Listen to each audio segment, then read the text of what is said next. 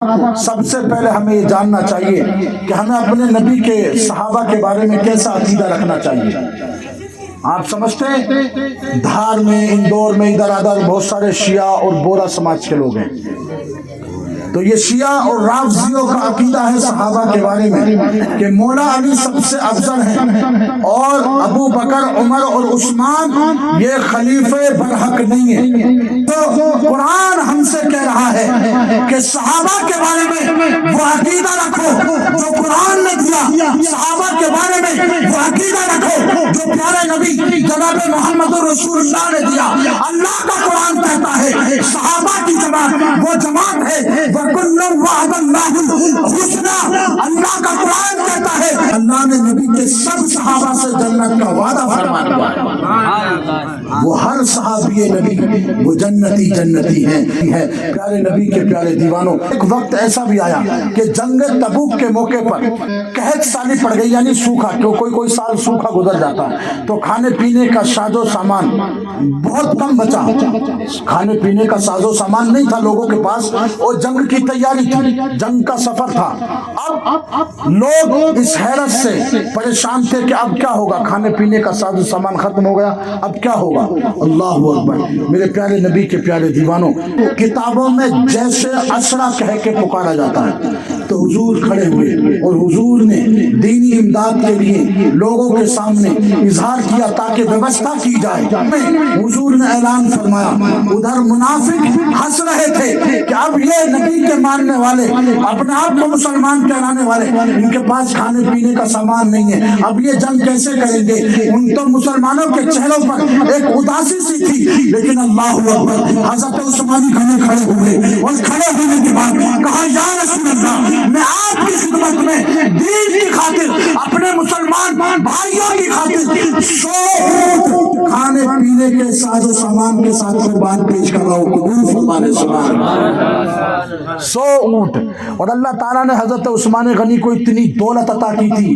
آج کے دور میں تو یہ امبانی سمبانی سب ان کے یہاں نوکری کریں گے، اتنی اللہ تعالیٰ نے ان کو دولت عطا کی تھی۔ لیکن دولت تو تھی، اس دولت کے ساتھ انہیں حضور سے اتنی محبت تھی کہ دولت کی ان کے سامنے کوئی اہمیت نہیں تھی۔ ہر مسلمان کا یہ معیار اور عقیدہ ہونا چاہیے کہ ہمارے لیے ہماری پہچان دولت نہیں ہے، ہماری پہچان تو جناب محمد رسول اللہ ہے، ہماری پہچان تو ہمارا دین، ہمارا قرآن اور پیارے امام حسین رضی اللہ تعالیٰ عنہ اور حق شہریار پنجتن پاک ہیں ہماری پہچان۔ میرے پیارے نبی کے پیارے دیوانوں، پھر حضور نے کہا کہ اس میں اضافہ کیا جائے، تو عثمان غنی پھر کھڑے ہوئے اور کہا یا رسول اللہ، میری طرف سے 100 اونٹ اور سامان کے ساتھ میں آپ کے سامنے پیش کر رہا ہوں، حضور قبول فرمائیں۔ پھر 100 اونٹ آپ نے قربان کیے، یعنی جس میں کھانے پینے کے ساز و سامان تھے، حتیٰ کہ حضور کی بارگاہ میں جب عثمان غنی آتے تو اپنے آستین کے اندر 1000 دینار لے کر کے آتے تھے،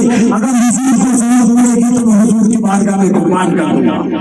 اور آج ہم انہیں کا تذکرہ اس لیے کر رہے ہیں کہ ان کا احسان ہے کہ حضرت عثمان غنی نے نبی کے پیارے داماد نے 12 سال خلافت کی، کتنے سال؟ 12 سال خلافت کی، اور اسلام کے نظام کو، اسلام کی حکومت کو مکے سے لے کر جہاں تک یہودی، جہاں یورپ، انڈونیشیا، افریقہ اور تمام علاقوں تک اسلام کے جھنڈے کو آپ نے بلند فرما دیا تھا۔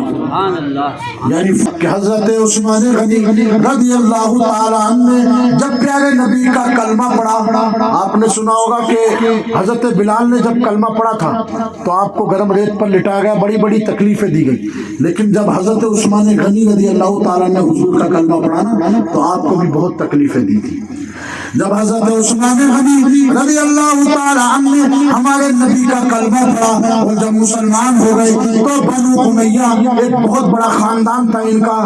بہت بڑا خاندان تھا، بہت بڑا قبیلہ تھا مکے میں، اور ان کی ٹھیکیداری اور ان کی جو سرداری جو ہے مکے میں بہت چلتی تھی، بہت پاورفل اور پیسے والے لوگ تھے۔ جب آپ نے کلمہ پڑھا تو آپ کے خاندان والے ناراض ہو گئے، لڑنے کے لیے تیار ہو گئے اور کہا اے عثمان، تم نے محمد کا کلمہ کیوں پڑھا؟ تم نے ہمارے دین کو چھوڑ کر محمد کے دین کو کیوں اپنایا؟ حضور کے حضرت عثمان غنی کے چاچا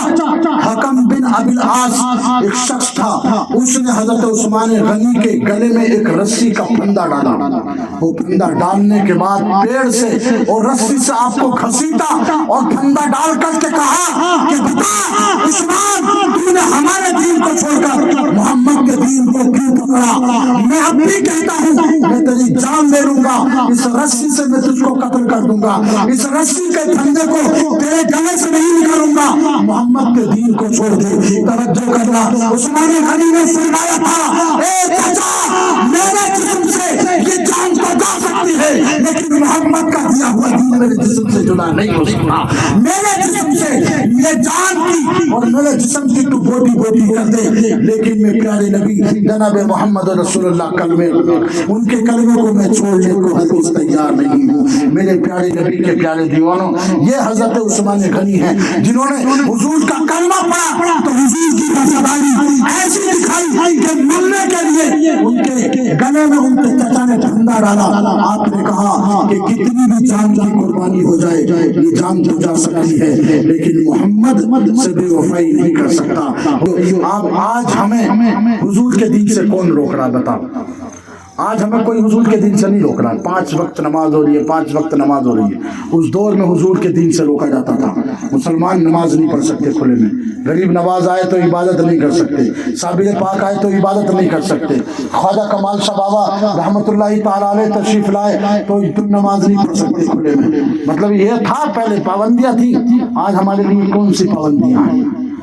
تم آج ہمیں مسجد میں جانے سے کس نے روکا ہے؟ یاد کرو بلال کو گرم روپ میں لٹایا گیا اور کہا محمد کا کلمہ چھوڑ دے، لیکن بلال کہتے تھے میں محمد کا وفادار ہوں، اس زبان کو اس جسم کو کاٹا تو جا سکتا ہے لیکن محمد کے کلمے کو میرے جسم سے میری روح سے جدا نہیں کیا جا سکتا۔ مجھے بتاؤ آج ہم نے بھی تو کلمہ پڑھا، کل وہ ایسے نبی کے وفادار تھے کہ گرم ریت پر رسیوں پر ان کے پھندے ڈالے گئے لیکن نبی کی انہوں نے بے وفائی نہیں کی۔ آج ہم نے یار کلمہ پڑھ کے نبی سے بے وفائی کر دی، آج ہم بے نمازی ہو گئے، قرآن کی تلاوت ہم نے چھوڑ دی، تسبیح پڑھنا ہم نے چھوڑ دی، درود پاک پڑھنا ہم نے چھوڑ دیا، ماں باپ کی تعظیم کرنا ہم نے چھوڑ دی، بھائی بہن کا ادب اور احترام ہم نے کرنا چھوڑ دیا۔ مطلب ہم جو ہے اپنے دین کے خلاف اپنی زندگی کو برباد کر رہے ہیں، اپنے دین کو چھوڑ کے جا رہے ہیں۔ اللہ کی قسم نبی کے صحابہ کا یہی پیغام تھا اور کربلا میں حسین کا یہی پیغام تھا، اے نبی کی امت اگر تم سے